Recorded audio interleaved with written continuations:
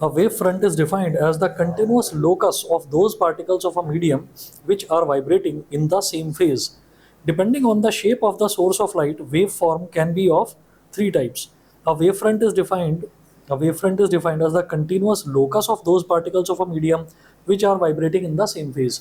तो अगर किसी मीडियम में बहुत सारे पार्टिकल्स हैं वो सेम फेज में वाइब्रेट कर रहे हैं, सेम फेज में वाइब्रेट करने का मतलब क्या है कि जैसे मान लीजिए एक पार्टिकल है वो यहाँ से और यहाँ ऐसे ट्रैवल कर रहा है, इस तरीके से ऐसे ट्रैवल कर रहा है एक पार्टिकल, तो दूसरा पार्टिकल भी ऐसे ही ट्रैवल करे, तीसरा पार्टिकल भी ऐसे ही ट्रैवल करे, चौथा पार्टिकल भी ऐसे ही ट्रैवल करे, मतलब इन दोनों के बीच में कोई गैप ना हो, आगे पीछे भी ना हो, ये बिल्कुल पैरेलल हो, अगर कर्व लाइन भी हो तो भी वो पैरेलल हो, एक दूसरे के पैरेलल हो, तो इनको कहते हैं हम सेम फेज में अगर पार्टिकल्स, किसी भी मीडियम के पार्टिकल्स अगर सेम फेज में ट्रैवल कर रहे हैं, ठीक है, मतलब आगे पीछे नहीं है, तो हम ये कहते हैं कि उसके लोकस से, लोकस मतलब उसका जो पाथ है, उसका पाथ बना देता है एक वेव फ्रंट। अब वेव फ्रंट जो हैं वो कितने तरीके की होती हैं? Depending on the shape of the source of light, wave front can be of three types, ठीक है। तो वेव फ्रंट जो है, wave front can be of three types.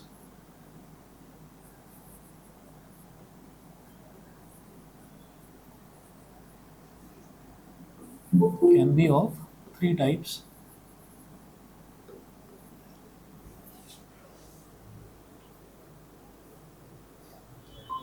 तो अब जैसे ये वाला चैप्टर पढ़ रहे हैं, ये वाला चैप्टर है, इस वाले चैप्टर के मतलब ये भी चैप्टर आप समझ लीजिए हार्डली 2 या 3 क्लास चाहिए मेरे को, है ना, ये वाला चैप्टर भी कंप्लीट हो जाएगा। उसके बाद जो चैप्टर है ना वो मतलब 2 क्लास का भी नहीं है, आगे के जो चैप्टर हैं वो 1 या 1.5 क्लास समझ लीजिए आप, 1 1.5 क्लास के हैं।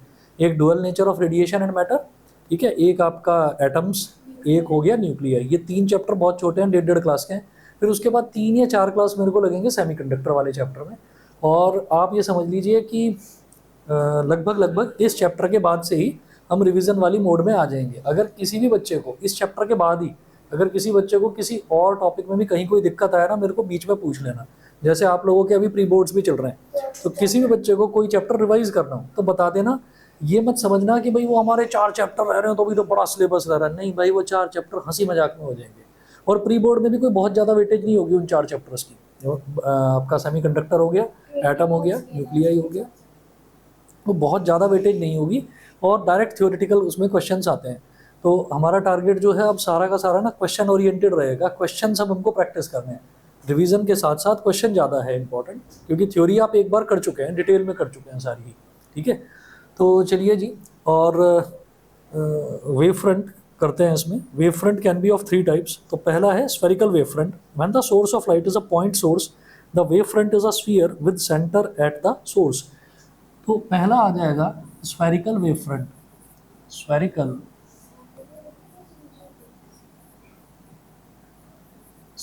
Wave front. और स्फेरिकल वेव फ्रंट का मतलब क्या है कि अगर हमारे पास एक पॉइंट सोर्स ऑफ लाइट है, पॉइंट सोर्स का मतलब क्या है, एक मान लीजिए छोटा सा बल्ब है हमारे पास, स्फेरिकल बल्ब, ठीक है। तो एक छोटा सा बल्ब है, ये है यहाँ पर बल्ब है, अब ये बल्ब ग्लो कर रहा है, तो ये बल्ब किस किस डायरेक्शन में लाइट अपनी थ्रो करेगा, कहाँ कहाँ लाइट इसकी एमिट होगी। तो हम ये कहेंगे भाई इसने लाइट यहाँ एमिट कर दी, इसने यहाँ लाइट एमिट कर दी, यहाँ एमिट कर दी, इधर इधर इधर इधर, सब डायरेक्शंस में लाइट एमिट कर रहा है। अगर मैं सामने देखूं तो सामने अगर हमने कहा कि लाइट एमिट कर रहा है, तो हम ना ये कहेंगे कि जो एमिशन है ना, लाइट की जो एमिशन है, तो वो जो एमिटेड रेज हैं उनकी हम कुछ एक डिस्टेंस ले लेंगे।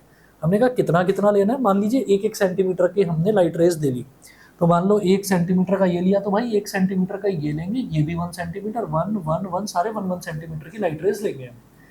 अब क्या है स्फेरिक, ये जो वेव फ्रंट है क्या होता है, लोकस। लोकस का मतलब इनका जो पाथ है, पाथ का एंड पॉइंट है, उनको ज्वाइन करते चले जाओ। तो मैंने ये कहा कि ये जो एंड पॉइंट्स हैं, अगर मैंने इनको ऐसे ज्वाइन कर दिया तो सामने से देख रहा हूँ तो एक सर्कल बन गया। लेकिन ये लाइट रेज सिर्फ इस प्लेन में थोड़ी एमिट करेगा, ये आगे की तरफ भी लाइट रेज एमिट करेगा, 1 1 सेंटीमीटर की, 1 1 सेंटीमीटर हम एज्यूम कर रहे हैं। लाइट रेज तो बहुत आगे तक जाती हैं, ठीक है, पीछे भी करेगा एमिट, तो जब पीछे भी करेगा आगे भी करेगा, है ना, और डिफरेंट डिफरेंट एंगल्स पर भी करेगा, तो फिर एक पूरी बॉल नहीं बन गई, एक पूरी बॉल बन जाएगी। तो ये एक स्फीयर बन गया, ठीक है, इसी को हम ये कहते हैं स्फेरिकल वेव फ्रंट। तो बहुत सारी रेज ऑफ लाइट जो होती हैं उनके जो एंड पॉइंट्स होते हैं, उनके एंड पॉइंट्स को अगर मैं ज्वाइन कर दूं, ज्वाइन करके पूरा प्लेन तैयार कर दूं, तो वो क्या बन जाता है, वो पूरी की पूरी शेप जो है वो एक वेव फ्रंट बन जाती है। यानी कि वेव क्या है, वेव है रेज का कॉम्बिनेशन। हमने अभी अभी क्या देखा, रे ऑप्टिक्स, अब हम वेव ऑप्टिक्स देख रहे हैं। तो वेव ऑप्टिक्स क्या है, रेज का कॉम्बिनेशन। अब रेज जो है ना, जैसे मान लीजिए मैं यहाँ पर बैठा हुआ हूँ और पूरी सोसाइटी में ब्लैकआउट हो जाता है, अंधेरा हो जाता है, ठीक है, मैं अपनी बिल्डिंग के बाहर खड़ा हुआ हूँ, बिल्डिंग के बाहर खड़ा हुआ हूँ, तो मुझे कई किलोमीटर दूर भी जलता हुआ एक बल्ब नजर आएगा। इसका मतलब क्या है, उस बल्ब से आने वाली लाइट रेज मेरी आइज तक आ रही है, तो लाइट रेज तो बहुत दूर तक ट्रेवल करती है ना।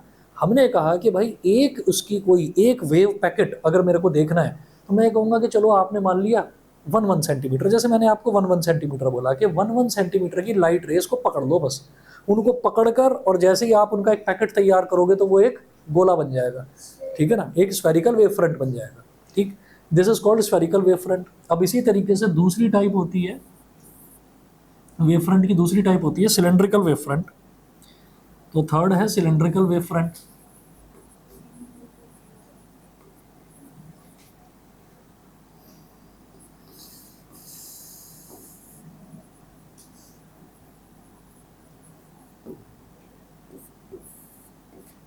सिलेंड्रिकल वेव फ्रंट, अब सिलेंड्रिकल वेव फ्रंट में क्या होता है, जैसे हमने पॉइंट सोर्स ऑफ लाइट लिया था, अब आप क्या करें, अब आप एक लाइन सोर्स ऑफ लाइट ले लें, जैसे कि ये ट्यूबलाइट है, ठीक है। तो हमने एक ट्यूबलाइट ले ली, अब मान लीजिए ये है हमारे पास, ये है ट्यूबलाइट है। अब ट्यूबलाइट जो है वो कैसी है, वो ट्यूबलाइट भी कुछ इस तरीके की है कि मान लीजिए जैसे कि ये ट्यूबलाइट है, तो सिर्फ एक जगह उसकी लाइट नहीं है, इधर भी है, इधर भी है, इधर भी है, चारों तरफ है ना, मतलब पूरा से परफेक्ट सिलेंडर है। अब जैसे ये ट्यूबलाइट लगी हुई है, परफेक्ट सिलेंडर नहीं है, सामने बस एक स्ट्रिप है जो ग्लो कर रही है, पीछे ग्लो थोड़ी हो रही है, पीछे तो कहीं ग्लो नहीं है उसमें। तो हमने कहा कि सिलेंड्रिकल वेव फ्रंट के लिए हम एक लाइन सोर्स ऑफ लाइट लेते हैं। तो लाइन सोर्स ऑफ लाइट से मैंने कहा फिर वही काम करो, 1 1 सेंटीमीटर की लाइन, लाइट रे, रे, वे नहीं, वेव नहीं, रे, तो 1 1 सेंटीमीटर की हमने रेज ले ली, इधर इधर इधर इधर इधर। अगर देखें तो ये पीछे की तरफ भी होंगी ऐसे ही, ठीक है ना। तो अगर मैं इनको ज्वाइन कर दूं तो क्या बन जाएगा, एक सिलेंडर नहीं बन जाएगा। अगर हम 3D में सोचें तो पूरा का पूरा एक सिलेंड्रिकल पैकेट तैयार हो जाएगा। वेव फ्रंट भी बोलते हैं इसको, वेव पैकेट भी बोलते हैं इसीलिए, ठीक है। अच्छा जी, आगे चलते हैं। आगे देखिएगा, तीसरा है प्लेन वेव फ्रंट।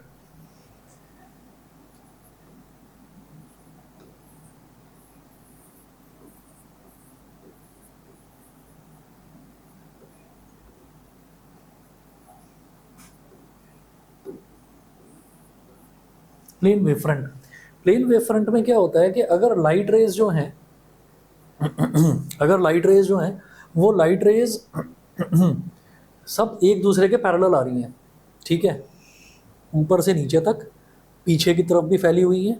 महाभारत देखा था क्या, महाभारत तो सभी ने देखा होगा, कोविड में तो देखा ही होगा। महाभारत में वो अर्जुन बाण की शैया बना देता है भीष्म पितामह के लिए। तो वो होता क्या है कि वो बाण पर बाण, बाण पर बाण वो मारता चला गया। तो अब उसमें ये देखा गया कि मिट्टी जो है ना, वो मिट्टी ऐसी नहीं थी कि कहीं से ज़्यादा सॉफ्ट है और कहीं से ज़्यादा हार्ड है। मतलब जितना वो उसने जितनी फोर्स से बाण को मारा है ना, तो वो उतना ही गया। ऐसा नहीं है कि कोई बाण तो ज़्यादा डीप चला गया और कोई जो है वो थोड़ा बस ऊपर तक ही टच्ड है, ऐसा नहीं था। तो पैरेलल थे सारे के सारे। तो आप ये देखिए कि जैसे ये था ना, ये ऐसे ऐसे 1 2 3, तो उसने इतने सारे ये लगा दिए, तो ये पैरेलल ही लगाता चला गया और ऐसे ही पैरेलल ही पीछे की तरफ भी लगते चले गए, है ना। तो वो एक पूरी की पूरी एक मैट्रिक्स तैयार हो गई। अब जब मैट्रिक्स तैयार हो गई तो वही लेट जाओ उसके ऊपर आराम से, है ना। तो क्या है कि वो छोटे छोटे छोटे छोटे लगते चले गए, उसके ऊपर लेट जाओ। तो क्या तैयार हो गया, एक प्लेन तैयार हो गया। इसीलिए क्या कहते हैं, जो लाइट रेज है, लाइट रेज अगर पैरेलल है ना और 3 डायमेंशन में अगर पैरेलल है, तो उनका जो फ्रंट पैकेट तैयार होगा तो वो क्या तैयार हो जाएगा, एक प्लेन शीट तैयार हो जाएगी, ठीक है। मैं कैसे समझाऊं इसको, देखिएगा, जैसे हमने कहा कि एक लाइट रे, 2 3 और 4। अब ऐसे ही पैरेलली देखिए पीछे की तरफ, 1 2 3 4। तो ये इनको अगर मैं ज्वाइन कर दूं ना, ये, तो ये हमारे पास एक प्लेन तैयार हो जाएगा यहाँ पर, ये पूरा का पूरा प्लेन तैयार हो जाएगा। इस प्लेन पर क्या है, इस प्लेन पर जितनी भी रेज है, अगर रेज ऑफ लाइट, बहुत सारी रेज ऑफ लाइट अगर पैरेलल पैरेलल आती जा रही हैं, है ना, इधर इधर इधर इधर पैरेलल, नीचे नीचे भी पैरेलल, इधर इधर भी पैरेलल, तो पूरा का पूरा एक प्लेन तैयार हो जाएगा। ठीक है, तो इसको हम बोलते हैं प्लेन वेव फ्रंट। ठीक, अच्छा जी, इसके बाद नेक्स्ट टॉपिक हमको करना है हाइगन्स प्रिंसिपल।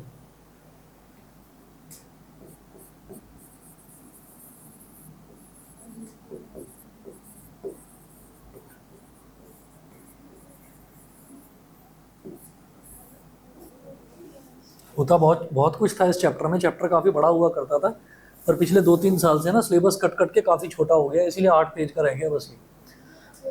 हाइगन्स प्रिंसिपल में देखिएगा, the Huygens principle tells the way in which the wave front is propagated further in a medium. तो हाइगन्स प्रिंसिपल में हमको ये पता चलता है कि जो वेव फ्रंट है, वेव फ्रंट किसी भी मीडियम में प्रोपगेट कैसे कर रहा है, यानी कि ट्रैवल कैसे कर रहा है वेव फ्रंट। ठीक है, वेव फ्रंट, बार बार आपको नया शब्द है वेव फ्रंट, तो वेव फ्रंट क्या है, बहुत सारी रेज का एक पैकेट है, उसको हम वेव फ्रंट बोल देते हैं। तो जरा देखिए, अकॉर्डिंग टू हाइगन्स प्रिंसिपल, जो पहला पॉइंट है हाइगन्स प्रिंसिपल में, दो प्रिंसिपल हैं इसके। पहला देखिए क्या है, every point on the given wave front called primary wave front. हमारे पास जैसे ये एक स्फीयर तैयार हो गया, एक गोला तैयार हो गया, ठीक है, लाइट का एक पैकेट तैयार हो गया।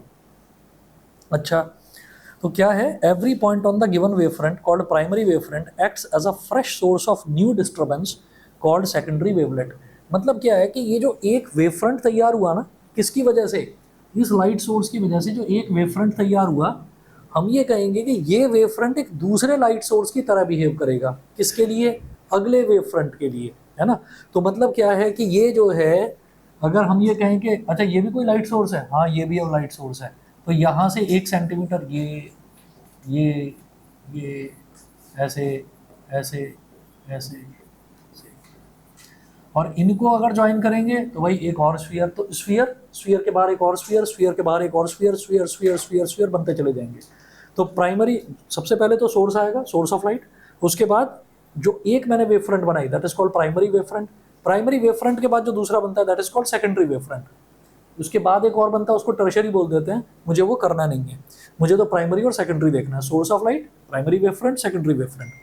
तो जितना भी हमारे पास वेव पैकेट्स तैयार होते हैं, वो सारे के सारे दूसरे मतलब एक और डिस्टर्बेंस क्रिएट करते हैं, और उस दूसरे डिस्टर्बेंस को हम सेकेंडरी वेव फ्रंट बोलते हैं। तो पहला प्रिंसिपल ये है, सुन लीजिए दोबारा। every point, according to Huygens' first principle, every point on the given wavefront called primary wavefront acts as a fresh source of new disturbance called secondary wavelets, which travel in all directions with the velocity of light in the medium. Which travel in all directions with the velocity of light in the medium. देखिएगा, second देखो, a surface touching these secondary wavelets tangentially in the forward direction at any instant gives the new wavefront at that instant. This is called secondary wavefront. तो हर एक जो primary wavefront है, वो दूसरे secondary wavefront को produce करता है। ये तो हमारा हो गया पहला प्रिंसिपल। और दूसरा प्रिंसिपल क्या है कि अगर उन जो दूसरे जो वेव्स निकली हैं, अगर उन पर हम उनको हम ज्वाइन करते चले जाएं, इस तरीके से टेंजेंशियली अगर ज्वाइन करते चले जाएं, तो हमारे पास सेकेंडरी वेव फ्रंट तैयार हो जाता है। ये है। अब इसको इन्होंने डायग्रामेटिकली भी समझाया है, वो देख लीजिएगा।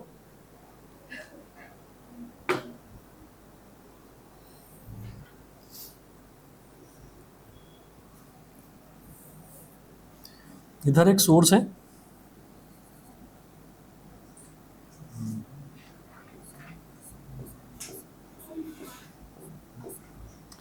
तो ये तो एस हो गया, एस हो गया सोर्स ऑफ लाइट।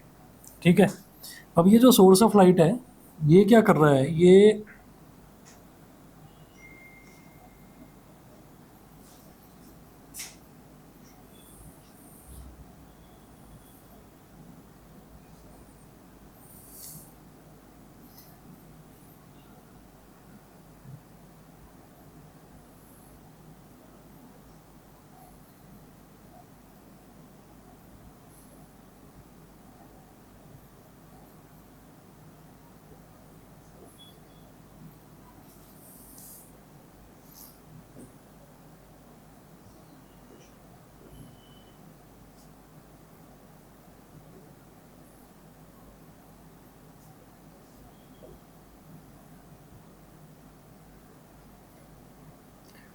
तो क्या हुआ कि स्फीयर को मैं स्फीयर की तरह तो दिखा नहीं सकता, स्फीयर को तो मैं सर्कल की तरह ही दिखाऊंगा, ठीक है। अब हमने क्या करा कि यहाँ पर ये इसका सेंटर हो गया, इसका इसका इसका इसका मतलब क्या है कि एक सोर्स ऑफ लाइट बहुत सारे वेव पैकेट्स जो है एमिट कर रहा है, यानी कि बहुत सारे जो वेव्स हैं वो उसमें से एमिट हो रही हैं। वेव्स क्या है? रेज का ग्रुप है, उसको हम वेव्स बोल देते हैं। तो अब हमने कहा कि इसमें अगर मैं टेंजेंट ड्रॉ कर दूं, मतलब टेंजेंशियली अगर मैं एक पूरा का पूरा पाथ बना दूं, ये ऐसे टेंजेंशियली हमने एक पाथ बना दिया, तो ये हमारे पास जो पूरा जो आगे जो पाथ बना है ना, ये क्या कहलाएगा? ये कहलाएगा सेकेंडरी वेव फ्रंट। और ये क्या था? ये प्राइमरी वेव फ्रंट थे। अब मैंने ना 4 पैकेट्स दिखाए हैं, पता है कितने पैकेट्स हैं? इनफाइनाइट पैकेट्स हैं, एक के ऊपर एक के ऊपर एक चढ़े हुए हैं, मिक्स भी हो रखे हैं आपस में, बहुत सारे वेव पैकेट्स हैं, ठीक है। तो बहुत सारे वेव पैकेट्स हैं, तो हर एक पर अगर मैं टेंजेंट देखूंगा ना, तो एक छोटी सी लाइन, फिर बाजू में भी एक चिपका हुआ है इससे, उस पर एक छोटी सी लाइन, फिर एक और बाजू में चिपका हुआ है, उस पर छोटी सी लाइन। तो आप ये कहते हैं यार टेंजेंट, टेंजेंट तो स्ट्रेट लाइन होती है, कहाँ से कर्व बना दिया है तुमने? वो इस वजह से क्योंकि बहुत सारी वेव्स हैं, infinite number of wave packets हैं, वो सारे के सारे मिक्सअप हो रखे हैं, तो वो स्ट्रेट लाइन बनी नहीं पाएगी। जब सबके टेंजेंट्स को मेरे को ज्वाइन करना पड़ेगा, तो सारी छोटी छोटी छोटी छोटी स्ट्रेट लाइन्स को जब मैं ज्वाइन करूंगा, तो वो पूरा का पूरा एक कर्व पैकेट बन जाएगा, ठीक है। तो ये क्या बन गया आगे जो बना? ये बन गया secondary wave front.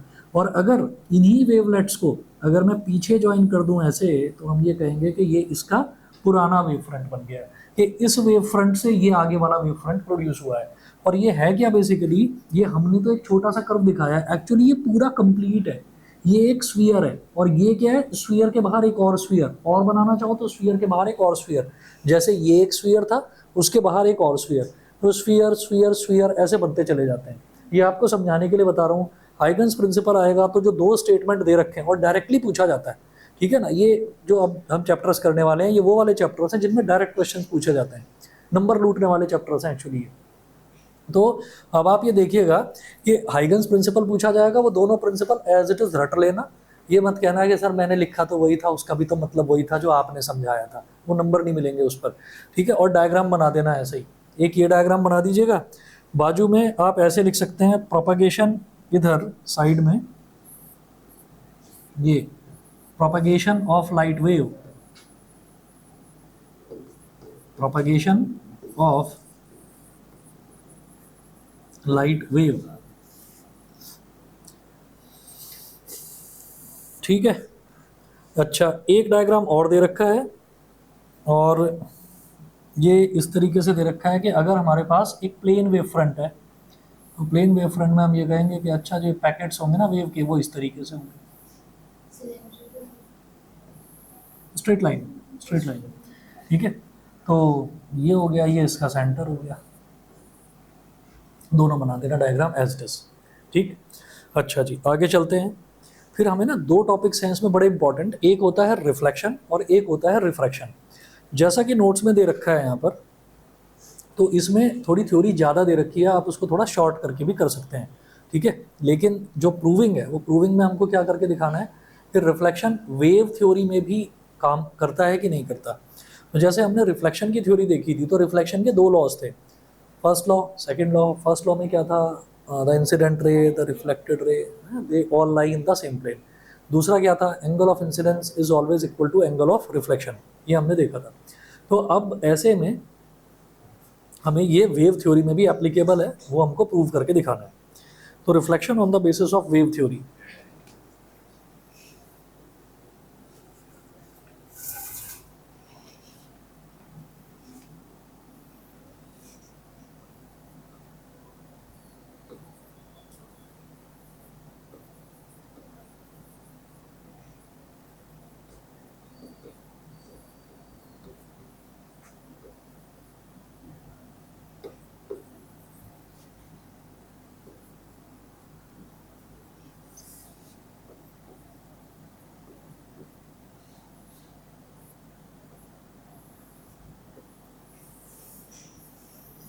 reflection on the basis of wave theory.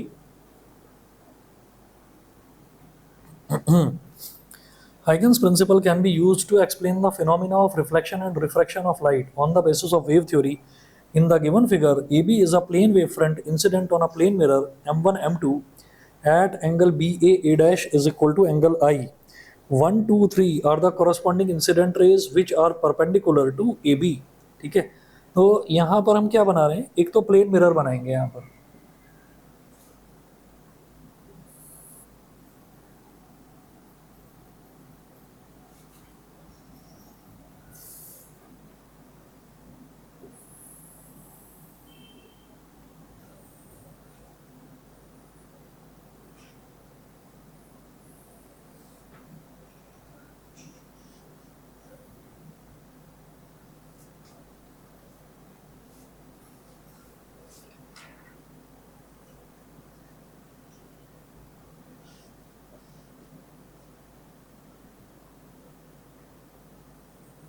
Diagram की प्रैक्टिस कर लेना एज इट इज बनाने की।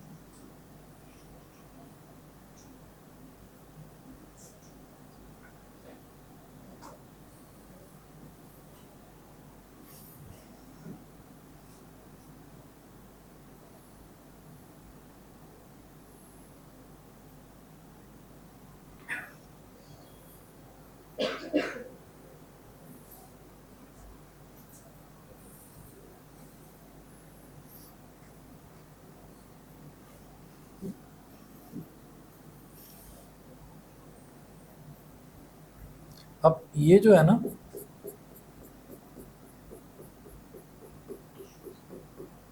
ये तो मिरर हो गया, तो मिरर के सरफेस को हमने बोल दिया m1 m2। m1 m2, ये वाला जो पॉइंट है इस वाले पॉइंट को बोल दिया a, इस वाले पॉइंट को बोल दिया d, और इस वाले पॉइंट को बोल दिया b, a d b। क्या हो गया? उसके बाद ये वाला पॉइंट हमने बोल दिया a डैश, ये वाला पॉइंट है d डैश, और ये वाला पॉइंट है b डैश, और ये है 1 डैश, ये है 2 डैश, और ये है 3 डैश। ठीक है, अब ये डायग्राम बना कैसा है ये मैं आपको समझाता हूँ क्या चीज़ है ये। यहाँ पर ना कुछ इस तरीके से हमको लेना है कि आप ये समझिए कि ना ये जो आ रही है 1 2 और 3, ये 3 रेज हैं। रेज क्या है? एक दूसरे के पैरेलल हैं। तो जब रेज पैरेलल होती हैं तो पैरेलल रेज जो हैं वो क्या बनाती हैं? प्लेन वेव फ्रंट बनाती हैं। तो बेसिकली ये प्लेन वेव फ्रंट है। तो प्लेन वेव फ्रंट कैसा हो गया? जैसे कि मानिए कि जैसे कि मान लो कि ये यहाँ पर 1 रे, 2 रे, 3 रे, 4 रे, 5 रे, इनफाइनाइट नंबर ऑफ रेज इस पर स्ट्राइक कर रही हैं। तो क्या बन गया? एक प्लेन वेव फ्रंट बन गया। अब ये जो प्लेन वेव फ्रंट है, ये प्लेन वेव फ्रंट ऐसे आया और ऐसे स्ट्राइक करेगा यहाँ पर ऐसे स्ट्राइक करेगा। स्ट्राइक करने के बाद में सबसे पहले इस वेव फ्रंट का कौन सा नीचे वाला हिस्सा स्ट्राइक करा? सबसे पहले इस प्लेन वेव फ्रंट का नीचे वाला हिस्सा स्ट्राइक करा। नीचे वाला हिस्सा स्ट्राइक करा तो रे तो एक सिंगल लाइन होती है, तो रे ने तो जब स्ट्राइक करा तो हम ये कहेंगे कि हाँ जी रे ने तो पूरी ने स्ट्राइक कर दिया, क्योंकि एक ही रे होती है, सिंगल लाइन होती है। लेकिन जब वेव की बात है तो मैं कहूँगा भाई अभी ये माना नहीं जाएगा कि स्ट्राइक हुआ। अभी यहाँ पर तो स्ट्राइक हुआ है, लेकिन जब तक ये पूरी वेव ऐसे आकर गिर ना जाए, है ना, जब तक ये वाला हिस्सा भी आकर नीचे टकरा ना जाए, तब तक मैं ये नहीं मानूंगा कि वेव नीचे गिरी है, वो स्ट्राइक करा है उसने, ये नहीं माना जाएगा। तो हमने ये कहा कि अच्छा तो चलो ये वाला हिस्सा जब स्ट्राइक करा तो इसका मतलब इस हिस्से पर पड़ने वाली रे ने स्ट्राइक करा, तो जितनी देर में ये बी यहाँ से आकर यहाँ पर लगेगा, गिरेगा, उतनी देर में यहाँ वाली जो रे थी ये तो रिफ्लेक्ट होकर न जाने कहाँ पहुँच जाएगी। तो ये जो फर्स्ट रे है ना, फर्स्ट रे जो है ये रिफ्लेक्ट होकर यहाँ चली गई, 1 डैश बना दिया इसने। उसके बाद फिर जो सेकंड रे है, थोड़ी देर में सेकंड रे, ये वाली जो रे है, जब ये स्ट्राइक करी तो हमने ये कहा कि उसके बाद में फिर सेकंड रे ने ऐसे ऐसे ऐसे ऐसे आकर यहाँ तक पहुंची, मतलब ये वाला जो पॉइंट है डी वाला, ये यहाँ आकर गिरेगा, फिर यहाँ से रिफ्लेक्शन होगा इस तरह से, फिर जब ये वाला पॉइंट यहाँ गिरेगा तो यहाँ से रिफ्लेक्शन ऐसे होगा। सही है, इतना समझ गए भाई? जब पूरी की पूरी रे गिरेगी तब ऐसे रिफ्लेक्ट होकर उठेगी, और फाइनली हमारे पास ये रिफ्लेक्टेड वेव फ्रंट है। ये इंसिडेंट वेव फ्रंट है, ये रिफ्लेक्टेड वेव फ्रंट है। ठीक है, ऐसे होता है। अच्छा, अब कॉन्सेप्ट क्या है कि हमने ये जितना ये झुका हुआ है उतना ही ये झुका हुआ क्यों दिखाई दे रहा है। ठीक है, उतना हो सकता है परफेक्ट मैं ना बना पाया हूँ। ठीक है, पर जितना ये झुका हुआ है उतना ही झुका हुआ ये दिखाई दे रहा है, तो इसका मतलब कहीं ना कहीं एंगल ऑफ इंसिडेंस और एंगल ऑफ रिफ्लेक्शन इक्वल है। रिफ्लेक्शन की थ्योरी कहीं ना कहीं यहाँ पर काम कर रही है। कैसे कर रही है वो देखिएगा। देखो जी, according to Huygens principle, every point on A B is a source of secondary wavelets. Let the secondary wavelets from B strike m1 m2 at a dash in t seconds.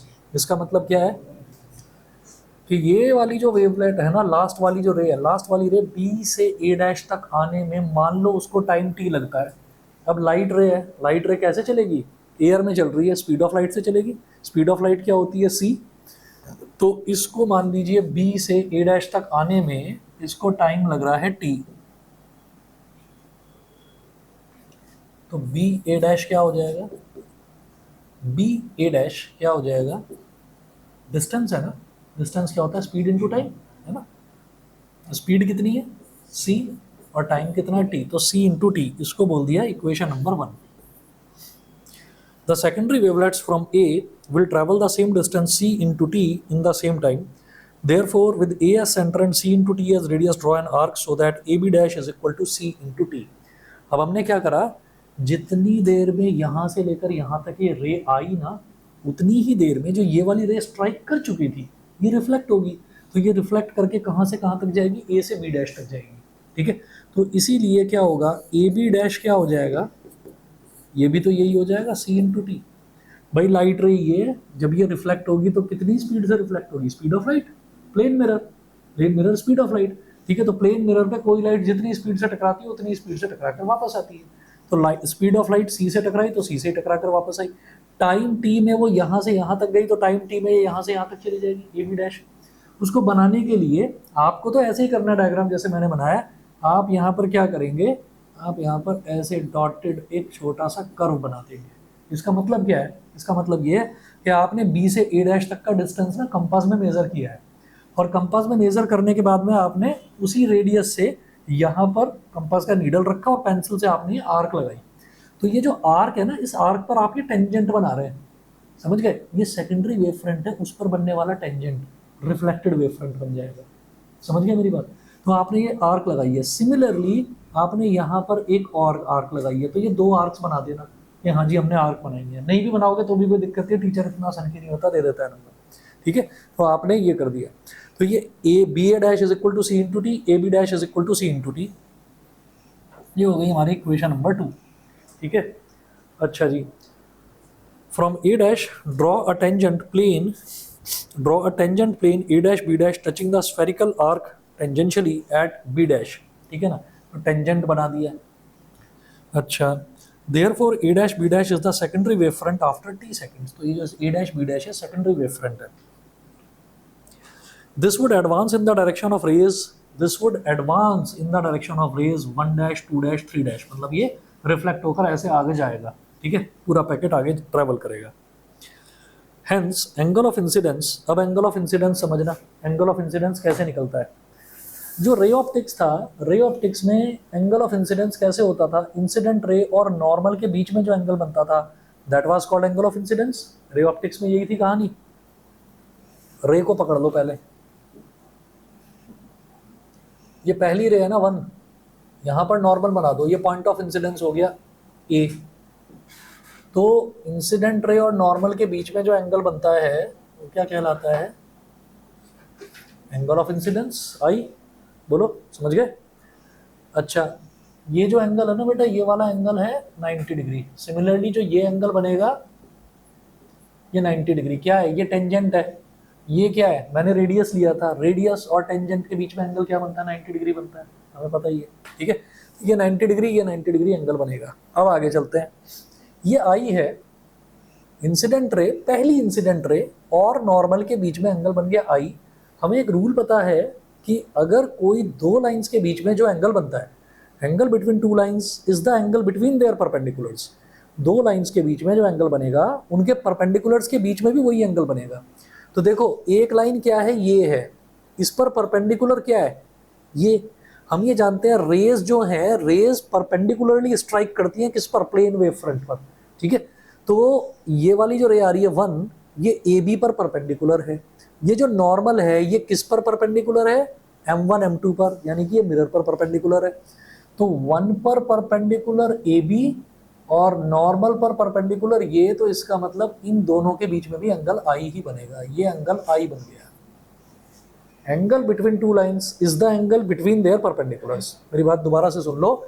1 वाली जो रे है, इस पर, ये किस पर परपेंडिकुलर है? ए बी पर। तो एक एक रे, एक लाइन तो ये हो गई ए बी। ये नॉर्मल किस पर परपेंडिकुलर है? इस पर। तो एक ये हो गई, तो यानी कि इसके और इसके बीच में भी यही सेम एंगल बनेगा, आई। समझ गए होंगे कहानी? ठीक है, ये आई हो गया एंगल। इसी तरह से आगे चलेंगे भाई। ये हमारी जो ये है ना, ये पहली इंसिडेंट रे थी और ये वाली हमारी रिफ्लेक्टेड रे है ना। तो जो रिफ्लेक्टेड रे है, रिफ्लेक्टेड रे पर हम फिर से नॉर्मल बनाएंगे। ये नॉर्मल बन गया जी। रिफ्लेक्टेड रे और नॉर्मल, इन दोनों के बीच में क्या होता है? Angle of reflection. फिर वही कहानी, ये 3 किस पर परपेंडिकुलर है? इस पर, इस वाली लाइन पर टिक लगा रहा हूँ, यहाँ पर, इस पर। ये नॉर्मल कहाँ पर नॉर्मल है? मिरर के सरफेस पर, यानी कि यहाँ। तो इस वाली और इस वाली, इन दोनों के बीच में क्या बनेगा? एंगल आर बनेगा। तो एंगल ऑफ रिफ्लेक्शन और angle of incidence wave theory में, वेव ऑप्टिक्स में कहाँ बनता है? इंसिडेंट वेव फ्रंट और रिफ्लेक्टिंग सरफेस के बीच में जो एंगल बनेगा, that is called angle of incidence.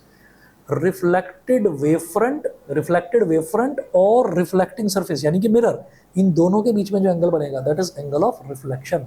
समझ गए? तो वही यहां पर लिखा हुआ है।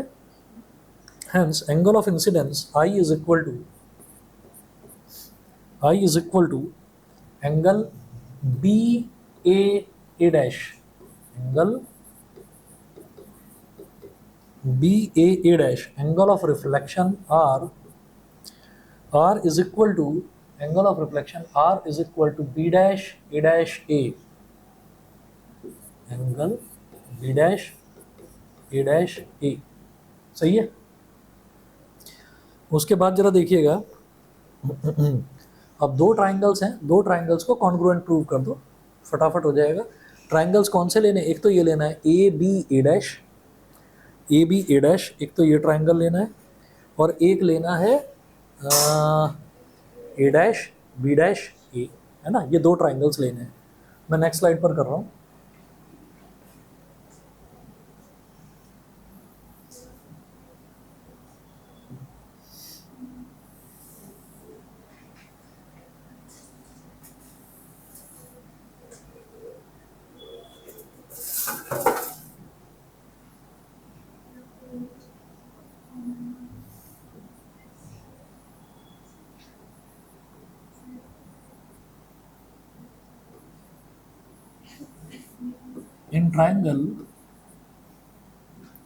in triangle A B A dash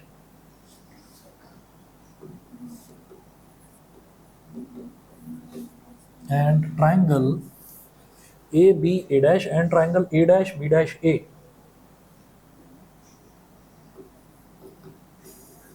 A dash B dash A। तो ये जो दो हमको ट्राइंगल्स दे रखे हैं, इन दो ट्राइंगल्स की बात करें तो यहाँ पर हम ये कहेंगे कि सबसे पहले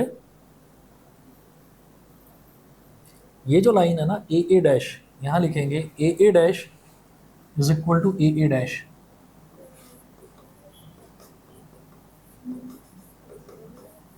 common side,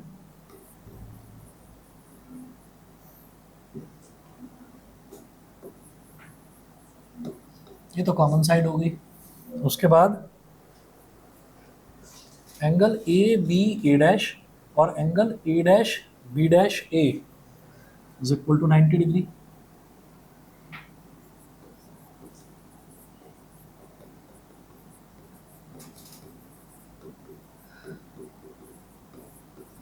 is equal to 90 degree, ये हो गया। और तीसरा मुझे मालूम है इक्वेशन नंबर 1 और इक्वेशन नंबर 2 कब काम आएगी। ये पहला ट्रायंगल क्या लिया था, ए बी ए डैश, ठीक है, तो ए बी ए डैश, तो मेरे को B A dash C into T और A dash B dash A, तो ए बी डैश भी सी इंटू टी, तो B A dash is equal to A B dash.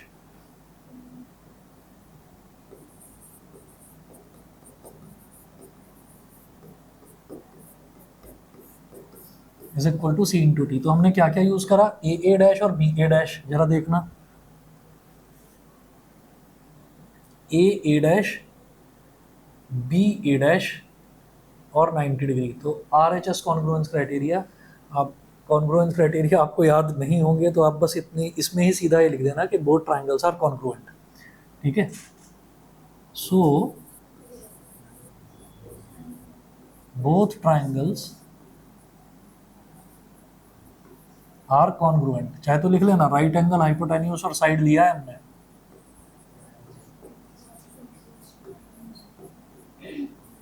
Right angle hypotenuse side congruence rule, ठीक है। अगर नहीं याद हो मैं बता देता हूँ आपको हमने क्या क्या लिया। अगर मैं triangle A B A dash की बात करता हूँ तो मैंने एक तो राइट एंगल लिया यहाँ पर, एक हाइपोटेन्यूज लिया ए डैश कॉमन साइड, और राइट एंगल के सामने वाली साइड ही हाइपोटेन्यूज होती है, और उसके अलावा दोनों में से कोई भी साइड अगर इक्वल आ जाए तो B A dash A B dash के इक्वल थी, तो मैंने बी ए डैश यूज करा, तो आर एच एस इस तरह से हो गया। R H S congruence rule, triangle A B A dash is congruent to triangle A dash B dash A, ठीक है।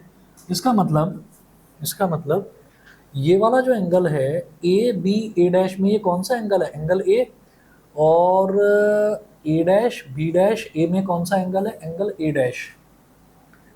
ये कहाँ पर आ रहा है, इसका तो angle A, it implies that angle A dash A B, A को आपको बीच में लेना है, इसका एंगल ए और इसका एंगल ए डैश, ये दोनों इक्वल है, इज इक्वल टू, इसको ए डैश को बीच में ले लो, angle A dash B dash, यहाँ लिख लेना बाई CPCT, और ए डैश ए बी ये क्या है, एंगल आई, और ए डैश बी ये क्या है, एंगल आर। प्रूव्ड। तो ये तो हमारा एक corresponding parts of congruent triangles, ठीक है, ये हो गया। इसके बाद जो दूसरा लॉ है ना, दूसरे लॉ में क्या लिखेंगे, यही जो हमारा रिफ्लेक्शन वाला जो टॉपिक था, which is the first law of reflection. First law of reflection तो यहाँ प्रूव हो गया। दूसरा देखिए, further the incident wave front A B, the reflected surface M1 M2 and the reflected wave front A dash B dash are all perpendicular to the plane of paper. ये नहीं लिखेंगे they all lie in the same plane of paper, they are perpendicular to the plane of paper. क्या है कि ये जो mirror की surface है ना, तो ये मिरर ऐसा नहीं है कि एक बारीक सी लाइन लगी हुई है मिरर की, मिरर एक्चुअली फ्लैट है, मिरर है ना, फ्लैट मिरर इस तरीके से रखा हुआ है, मतलब it is perpendicular to this surface, ये ऐसे यहाँ पर फिट कर रखा है अंदर की तरफ। वेव जो है, वेव फ्रंट जो है, वेव फ्रंट एक प्लेन वेव फ्रंट है, सामने से तो एक लाइन दिखाई दे रही है, ऐसे देखेंगे तो पूरा प्लेन दिखाई देगा। तो ये भी it is also perpendicular to this plane of paper, this a dash b dash यानी कि reflected wave front, this is also perpendicular to the plane of paper, and the mirror M1 M2 this is also perpendicular to the plane of paper, that's why they all lie in the same plane, सारे के सारे perpendicular to the plane of paper है ना, तो they lie in the same plane। तो वही लिखा हुआ है, देखिएगा लास्ट में, मतलब जो सेकंड लॉ है, सेकंड लॉ का कोई प्रूफ नहीं करना, बस ये लिख कर दिखा देना है। The incident wave front A B, the reflecting surface M1 M2 and the reflected wavefront A dash B dash are all perpendicular to the plane of paper. Therefore, incident ray, normal to the mirror, and reflected ray all lie in the plane of paper. This is the second law of reflection. ये reflection हो गया। ठीक है जी, इतना करिए। Refraction वाला next class में कराऊंगा। एक तो रिफ्रैक्शन है हमारे पास, एक यंग्स डबल। हो जाएगा हो जाएगा, मैं कोशिश करता हूँ। नेक्स्ट नहीं तो नेक्स्ट टू नेक्स्ट में हो जाएगा, क्योंकि मेरे को न्यूमेरिकल्स भी कराने हैं, तब ये चैप्टर कंप्लीट माना जाएगा। ठीक है ना? हाँ, सारे ही भेज दूँ क्या? सारे रखे हैं, एक ही जगह बने रखे हैं, क्योंकि वो मैंने अलग अलग करे ही नहीं है। लास्ट के जो ये एटम, न्यूक्लियर, रेडिएशन है, सब एक साथ ही कर रखे हैं, एक साथ ही कर रखे हैं। ठीक है, मैं जल्दी करवा रहा हूँ स्टार्ट। आप समझ लो 15 नहीं तो 20 तारीख से करवा ही रहा हूँ रिविजन क्लासेस स्टार्ट। अब वही है, पेपर सबके अलग अलग टाइम पर चलते रहेंगे, तो रिवीजन क्लासेस चलती रहेंगी, आपको वीडियोस मिलती रहेंगी, है ना? जिस हो जाएगा तब उससे पहले